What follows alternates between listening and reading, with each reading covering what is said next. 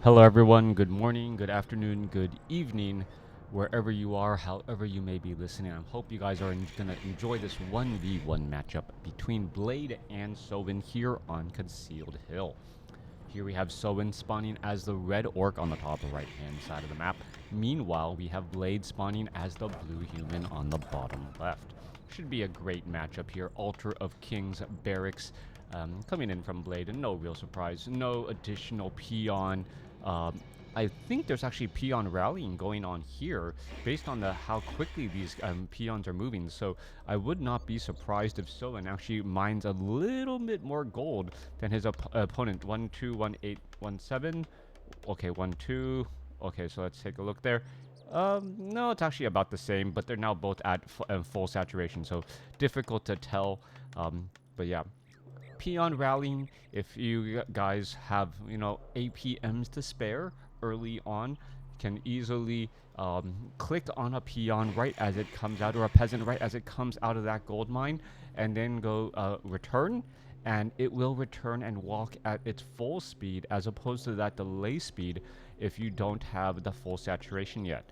Anyways, that's a little bit of micro for any of you guys who are new players out there, as we see a Farseer coming out from Sovin. Meanwhile, on the bottom left-hand side, it is going to be an Archmage or an AM.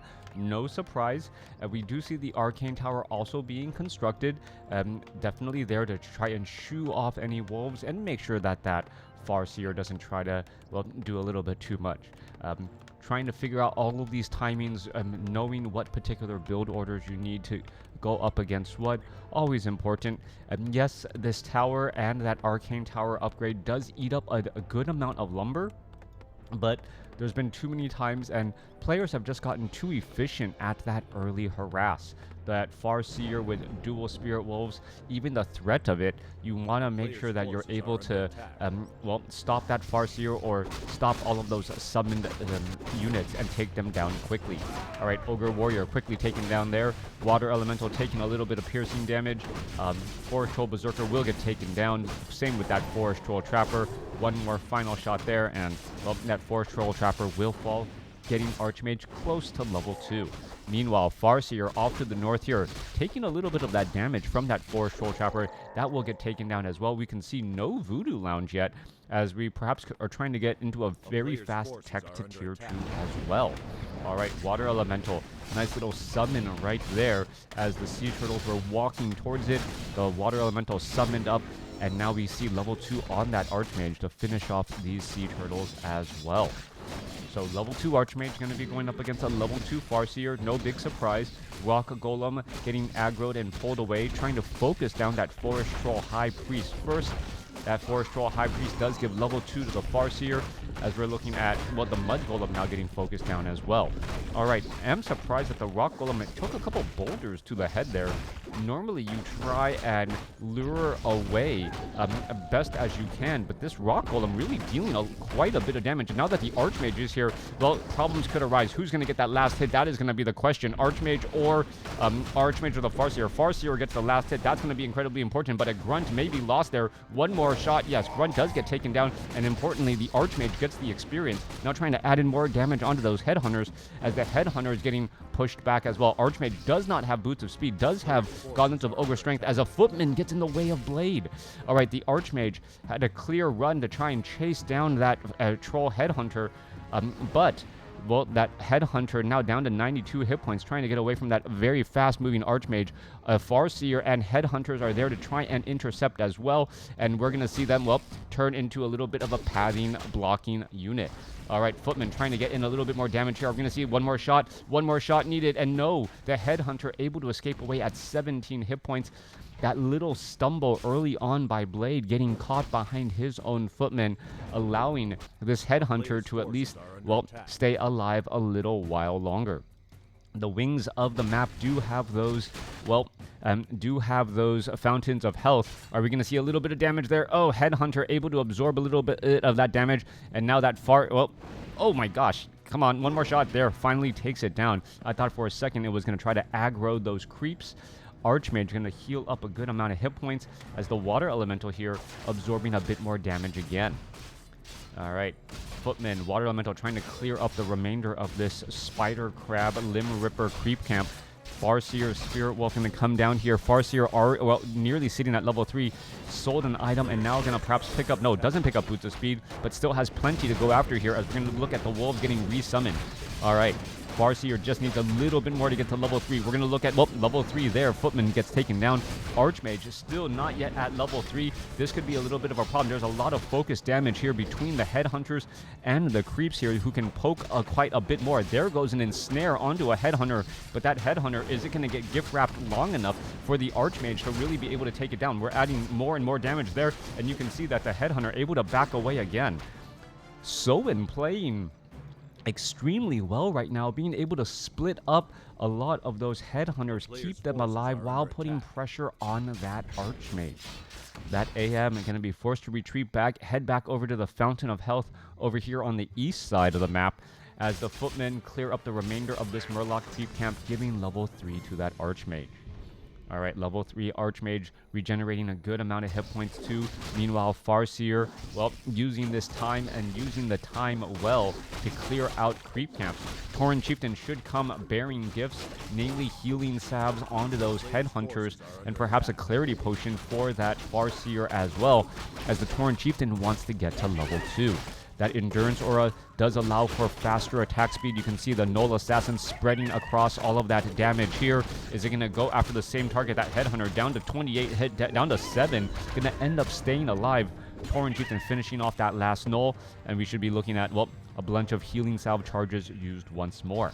Mountain King already sitting at level 2. Are we going to see an Ogre Lord surround here? Yes, we are. Get that Ogre Lord surround. Make sure that the, oh no, doesn't get the surround.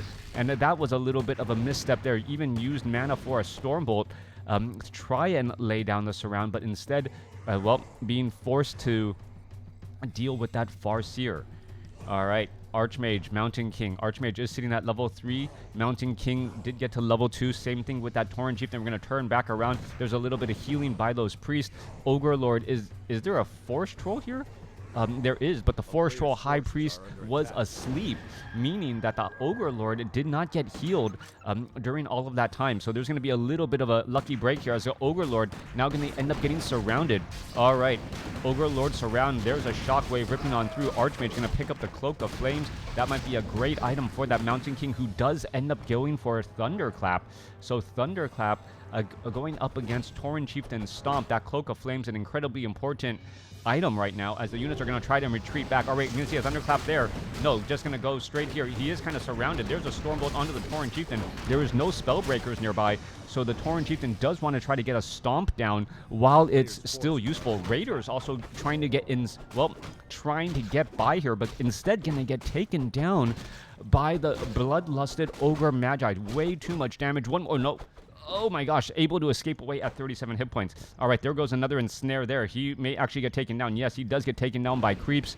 Mountain King now chasing after some more units. That's going to be another dead Headhunter here. Are we going to see another Stormbolt, perhaps go after a Grunt or some other trailing unit? Mountain King looking to get Boots of Speed. No Invul Potion, and now backs away. This Rifleman, where is it going? Needs to regroup properly. Headhunt, Great Hall, currently upgrading here as well, or getting constructed, as Blade looking to find an opportunity to use this larger army. All right, Mountain King going to try to land up here. Are we going to get a Thunderclap? No. It looks like he was trying to get a Thunderclap. There you are. Finally gets it, but then gets countered by a Stomp. The Cloak of Flames dealing a good amount of damage too. Mountain King doesn't have that much mana though. Going to be able to finish off another Grunt though, as standing next to that Mountain King who does have Cloak of Flames is hazardous to your health. Mountain King back up to 100 mana again. There goes another Raider as the Mountain King trying to go after some of these units. There goes another Stomp. Are we going to see a Thunderclap? Not quite sure what this Mountain King is waiting for. Needs to go for Thunderclap. Level 2 Brilliance Aura. That's the reason why the Mountain King's mana is regenerating so quickly. Much faster than I would have originally thought right there. All right, still more engaging, still more damage, and we're still looking at more, well, more units falling there. Are we going to see a Thunderclap? No, Mountain King seems to be trying to save up mana as much as possible. Are we going to see a Thunderclap? More Grunts are going to fall here. 40 supply compared to 40. Blade lost the supply advantage. There's level 3 now finally on that Mountain King. There's that level 2 Thunderclap, but there's no longer an army to really follow up with any of that damage. All right, the Mountain King could have used Thunderclap fairly effectively early on, but it felt like Blade was just shy on trying to pull that trigger, and because he was shy on pulling the trigger, well, he has mana on that Mountain King now, but he's not going to be able to do much with it. There's no army to try and Thunderclap around him. Mountain King up to 200 mana. And, well, perhaps he's going to be able to just shut down this Expo instead. Are we going to see a Thunderclap here? There's a Thunderclap trying to go after all of these units. There goes one peon. There goes another. And all of this expansion perhaps going to get taken down before it can really pay for itself. Level 4 now on the Archmage. As the Mountain King here, 43 supply. Mountain King back up to 150 mana, staying steady. All right, these peasants are going to try and retreat back. Tauren Chieftain has decent amount of mana, perhaps enough for a stomp or two. We do not see... Well, there's a Thunderclap there. Takes down a Headhunter. There's a couple of Dispels. Chain Lightning. One Rifleman able to escape away at 80 or 60 hit points. I believe it got a heal there. And it's still looking to get some Spellbreakers going. Back off to the north here. Farseer looking to clear out this Red Drake creep camp. That's going to get taken down quickly. Archmage, Priest, Rifleman, Mountain King on its way off to the north. There goes a quick ensnare on that Red Drake there. Red Drake now going to back up. Archmage going to shoo away the Farseer and the Tauren Chieftain. Level 4, level 3, going up against dual level 3. Always important to note that that Brilliance Aura does... will make that Mountain King just that much scarier. Same thing with the Sorceresses and the Priest as well. Do we see Adept training going on? Yes, we do. But it's going to be a little bit of time before we see any invisible Mountain King plays. Mountain King trying to make its way back over. Perhaps going to try and land a Thunderclap here again. Is it going to try and do so? No, it's just kind of walking there. Nope, doesn't Thunderclap. All right, so not that many slow claps here. There finally hits a slow clap. They're hitting about 4 of those units, but the Raiders are all in position. Scroll of Speed now diving in again. Mountain King, there's a Lightning Shield. Tauren Chieftain going to quickly get dispelled, purging down onto those water elementals as well as the units are trying to retreat back here. Remember, Raiders do have siege attack, so it is very effective against that back line as the Mountain King does get another Thunderclap there. So using up all of the Thunderclaps now and now trying to, well, rack up damage onto some of these units. 45 supply compared to 44. Soin is at...